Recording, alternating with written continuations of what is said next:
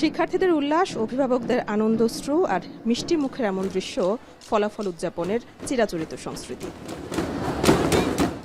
SSC ও সমমানের পরীক্ষার ফল ঘিরে উদযাপন স্কুলে স্কুলে। সকাল থেকেই রাজধানীর বিভিন্ন শিক্ষা প্রতিষ্ঠানে ভিড় জমান শিক্ষার্থী ও অভিভাবকরা।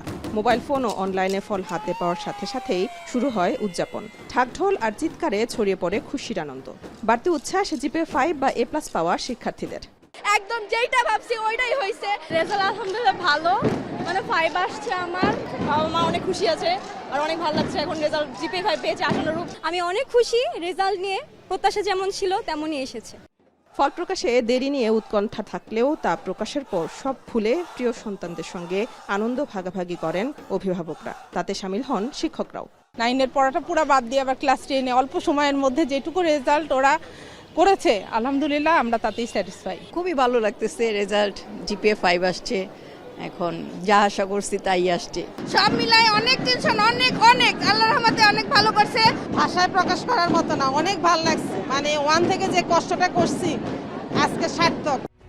এবার এসএসসি ও সমমান পরীক্ষা সাধারণ মাদ্রাসা ও কারিগরি মিলিয়ে 11 বোর্ডে গড় পাশের হার 62.25%, যা আগের বছরের চেয়ে 6.2% কম। পাশের হারে এগিয়ে ঢাকা আর দ্বিতীয় অবস্থানে যশোর বোর্ড। তবে সবচেয়ে কম পাশ করেছে মাদ্রাসা বোর্ডে। কারিগরি শিক্ষা বোর্ডে পাশের হার 58.20%।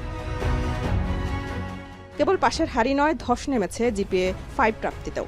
22,000-এর বেশি কমে এই অর্জনের নাম লেখাতে পেরেছেন 1,16,676 জন। জিপিএ 5-এর এই লড়াইয়ে এগিয়ে ঢাকা বোর্ড, এরপরেই রাজশাহীর অবস্থান।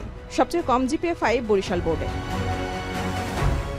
ফলাফল প্রকাশ নিয়ে শিক্ষা মন্ত্রণালয়ের সম্মেলন কক্ষে ব্রিফিংয়ে শিক্ষামন্ত্রী দাবি করেন, এবারের ফল বর্তমান শিক্ষা ব্যবস্থার বাস্তব চিত্রের প্রতিফলন। পরীক্ষার্থীরা আবেদন করলে পুরোপুরি খাতা দেখা হবে বলে জানান তিনি। অন্যদিকে প্রধানমন্ত্রী শিক্ষা উপদেষ্টা ডক্টর মাহাদি আমিন বলেন, প্রত্যেকের মেধার সঠিক মূল্যায়ন করতে চায় সরকার।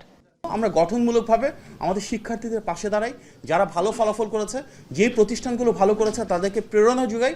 যেসব ক্ষেত্রে ঘাটতি আছে আমরা সমন্বিত উদ্যোগের মাধ্যমে তাদেরকে আরও কিভাবে এগিয়ে নেওয়া যায়, যেখানে সমস্যাগুলো রয়েছে সমাধান কিভাবে করা যায়, গুণগত মান কিভাবে উন্নয়ন করা যায়, যেটা আমাদের মাননীয় শিক্ষামন্ত্রী বলেছেন, সেভাবে এগিয়ে যাই। যেই সমস্ত ছাত্রছাত্রীরা তাদের খাতা পুনর্পরীক্ষার জন্য আবেদন করবেন, তাদের সম্পূর্ণ খাতা পুনর্পরীক্ষণ করা হবে এবং কোথাও যদি কোন ভুল ত্রুটি হয়ে থাকে সেগুলি পুনরায় ব্যবস্থা নেওয়া হবে।